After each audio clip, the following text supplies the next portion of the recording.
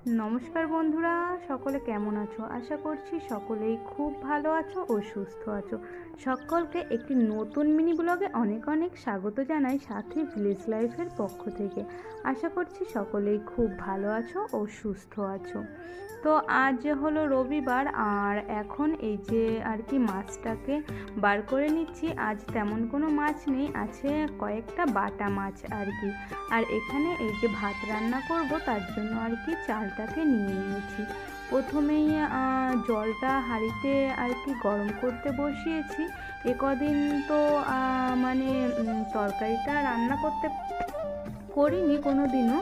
এর আগে একদিন ডিমের ঝোল করেছিলাম, আর আজকে মাছের তরকারিটা আমি আর কি রান্না করব। মা ওদিক থেকে বলে বলে দিচ্ছে, তো সেই অনুকরণেই এই যে আমি শুরু করেছি। জানি না ঠিক শেষ পর্যন্ত কত দূর কি আর কি করে উঠতে পারবো, তবে না পারার কিছুই নেই। এমনও কিছু কঠিন হয়তো কাজ না, প্রথম দিন ভালো হবে না, কিন্তু তারপরের দিন নিশ্চয়ই ভালো হবে। মা পাশের থেকে এই কথাটাই বলছে, তো আমি এই যে শেয়ার করলাম। তো এই যে মাছগুলো আর কি প্রথমেই কড়াইতে তেল দিয়ে ভেজে নিয়েছি। তারপরে তাড়াহুড়োতে আর কিছু করা হয়নি আর কি। একেবারে রান্নাটা শেষ করার পরে এই যে দেখুন আপনাদের সঙ্গে শেয়ার করছি।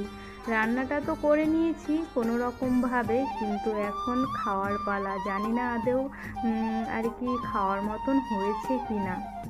তবে এই কদিন তো আর কি বড় মারাই তরকারিটা রান্না করে দিচ্ছিল, আর আজকে আর বড়মাদের সময় হয়নি, তো আমি সাহস করে করে নিলাম।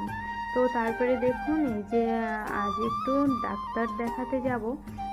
তো আমার নয়, আমার ফ্রেন্ডের। আর এই গত দুদিনের বৃষ্টিতে সেই যে শুকানো কুদলাটা দেখুন আজকে কতটা ভরে গেছে আর কতটা চওড়া হয়ে গেছে।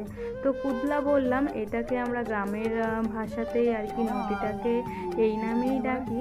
তো এই যে আজ নৌকাটা পার হতে ভীষণ ভীষণ ভয় করছিল। আমি কিন্তু ততটাও ভয় পাইনি, আমি বেশ এনজয়ই করেছি। আর এই যে দেখুন, ও তো অনেক ভয় পেয়ে গেছে। তো দেখুন কুদলাটা আর কি কতটা চওড়া হয়েছে।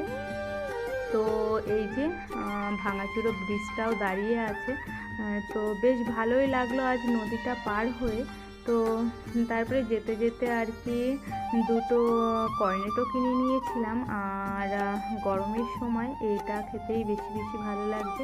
আর ওই সাইডে কেনা হয়েছিল দুটো চপ, তো এই যে আর কি এখন খাবো। তো তারপরে এই ডাক্তার দেখানো হয়ে গেছে, আর এই যে বাড়ি ফিরছি। বিকালটা কত ভালো লাগছে। তো সব কিছু মিলে এতটুকুই।